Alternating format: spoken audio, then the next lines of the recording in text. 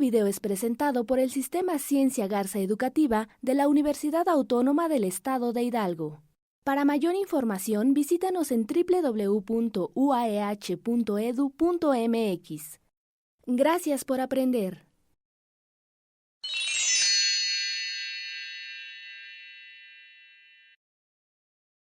Hola, mi nombre es Carlos Soto y soy profesor de tiempo completo del área académica de Matemáticas y Física en el ICBI. El día de hoy vamos a revisar una lección del curso de electrodinámica que se denomina Lagrangiana del campo electromagnético. El curso de electrodinámica comprende varios aspectos importantes de un enfoque moderno de la electrodinámica tradicional. Presupone algunos prerequisitos, como es el curso de electromagnetismo y el curso de electrodinámica 1. En esta ocasión, en particular, revisaremos una función muy importante, que es la función de Lagrange, que se construye con base en los conocimientos previos de los chicos adquiridos durante la primera parte del curso. Hemos visto que las ecuaciones de movimiento que describen la dinámica de una partícula con carga E interactuando con un campo eléctrico y magnético están dadas por las dos ecuaciones que describo en la ecuación 1. La primera es conocida como fuerza de Lorentz y nos da precisamente la interacción entre la partícula cargada con carga E que está interactuando con el campo eléctrico y con el campo magnético. En este caso, U es la velocidad a la cual se mueve la partícula. Ahora, la pregunta es, ¿existe o existirá una contraparte de esta expresión en términos de la formulación covariante? Recordemos que de clases previas hemos visto que el gran logro de Einstein en 1905 fue escribir las ecuaciones que ya se conocían, las ecuaciones de Maxwell, en términos de una formulación nueva, una formulación que incluía objetos que tienen 4 componentes. Estos objetos de 4 componentes básicamente se componen de una primera componente que es un escalar, y 3 componentes adicionales que corresponden a un 3 vector en un espacio tridimensional euclidiano. Entonces, es precisamente el tipo de componentes que tenemos en este caso. Tenemos una ecuación escalar y una ecuación vectorial. Podemos ver que de la definición de la cuadrivelocidad U alfa, estas dos ecuaciones se pueden escribir de esta forma. El objeto que tenemos aquí es el tensor de campo electromagnético. E es la carga, m es la masa, c es la velocidad de la luz y U alfa es precisamente la cuadrivelocidad, la velocidad en 4 dimensiones en un espacio de Minkowski. Hay una cierta álgebra que hay que seguir en el caso de objetos de 4 componentes, de vectores de 4 componentes, y estamos asumiendo que seguimos lo que se conoce como la notación de Einstein para sumas sobre índices repetidos, que es que este índice, por ejemplo, beta, en la parte superior, que se denomina contravariante, y beta en la parte inferior, la componente beta, que se denomina covariante de la cuadrivelocidad, se contraen y entonces hay una suma sobre todos los valores que pueden tomar los índices. Bien, ya tenemos la forma covariante entonces de las ecuaciones de movimiento. Ahora, una constante muy importante en el caso de la mecánica clásica es que siempre que se tienen ecuaciones de movimiento se trata de investigar si hay otras descripciones alternativas para estas ecuaciones de movimiento. Es un resultado bien conocido que para la mecánica newtoniana, en el caso de la mecánica clásica, existen 2 formulaciones equivalentes que son ampliamente usadas por los físicos en la actualidad, que son la formulación de Lagrange o formulación lagrangiana y la formulación de Hamilton o formulación hamiltoniana. En este caso vamos a investigar qué es lo que ocurre con la formulación de Lagrange de estas ecuaciones de movimiento. Partimos, como es tradicional en estos casos, de lo que se conoce como el principio de mínima acción, es decir, definimos un funcional que está construido de la siguiente forma.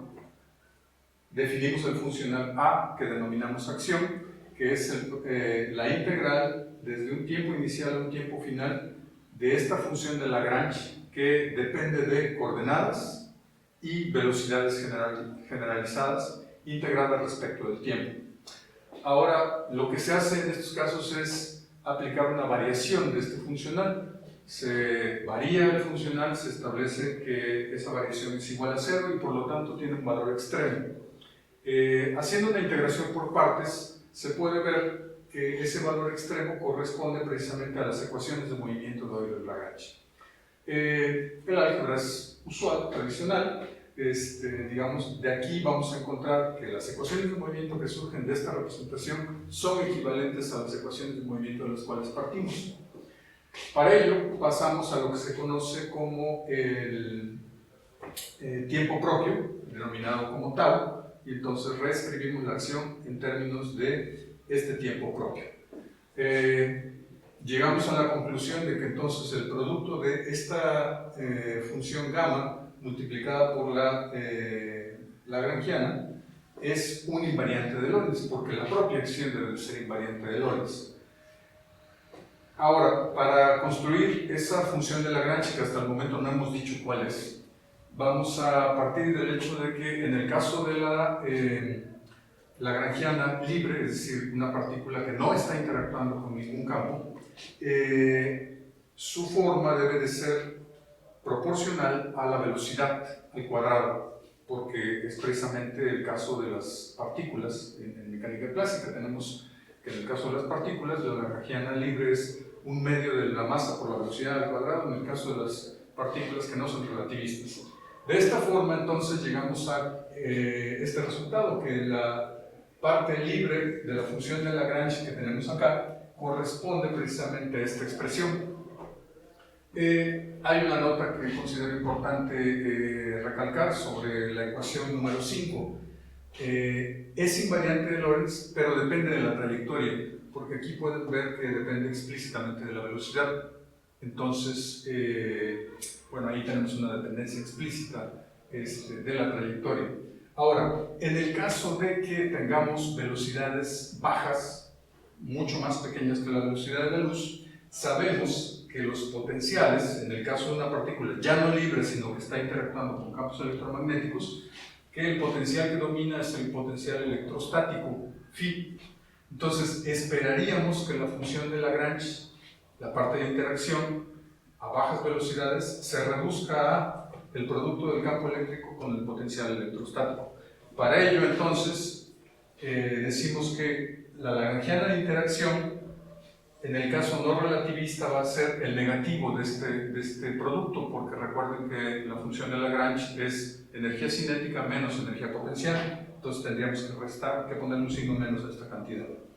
Bien, procediendo de esta forma y tratando de ahorrar el tiempo de la derivación, que es una derivación directa, llegamos a que la función de Lagrange para una partícula de carga E que está interactuando con el campo eléctrico y magnético, la función de Lagrange está dada por la expresión 9. Muy bien, hasta ahí todo va muy bien. La pregunta es, ¿cuál es la contraparte covariante? Es decir, el equivalente en un espacio de 4 dimensiones de Minkowski para esta función de Lagrange.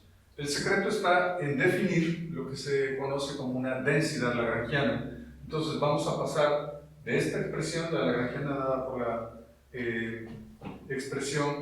ecuación número 9 a una funcional que está definida en cada punto del espacio-tiempo de 4 dimensiones, cuadridimensional, denominada por L. Para construir una función de esa naturaleza necesitamos escalares de Lorentz. y esos escalares están dados por cantidades que ya hemos encontrado anteriormente. El primero de ellos es el producto de el tensor de campo electromagnético covariante contraído con el tensor de campo el covariante con el contravariante. De ahí aparece una cantidad que es la diferencia entre los cuadrados de los campos eléctrico y magnético, y el otro término está dado por la parte de las interacciones que se encuentra, que es el producto de el cuadripotencial con la cuadricorriente. De esa forma podemos construir la lagrangiana del campo electromagnético de forma covariante. De ahí tenemos, mediante, una vez más, el principio de mínima acción y aplicando las ecuaciones de Euler-Lagrange, tomando ahora los potenciales como las coordenadas generalizadas como los potenciales, como los cuadripotenciales, y sustituyendo en las ecuaciones de Euler-Lagrange, tenemos que podemos obtener de esta expresión las ecuaciones de Maxwell en el caso en que tengamos interacciones con fuentes. Bien, estas ecuaciones entonces son las ecuaciones de Maxwell no homogéneas. Por no homogéneas queremos decir que contienen a las fuentes. Este objeto es un vector de 4 componentes que se conoce como la cuadricorriente. Su primera entrada o su primera componente es c, la velocidad de la luz, multiplicada por la densidad de carga. Y las 3 componentes restantes corresponden precisamente al vector 3-dimensional de corriente, la densidad de corriente. De manera que estas ecuaciones representan entonces o contienen las interacciones con las fuentes del campo electromagnético, que son la densidad de carga y la densidad de corriente. Ahora, ¿qué ocurre con las otras 2 ecuaciones de Maxwell, las homogéneas? Bien, esas se obtienen de un objeto que se denomina el tensor de campo electromagnético dual.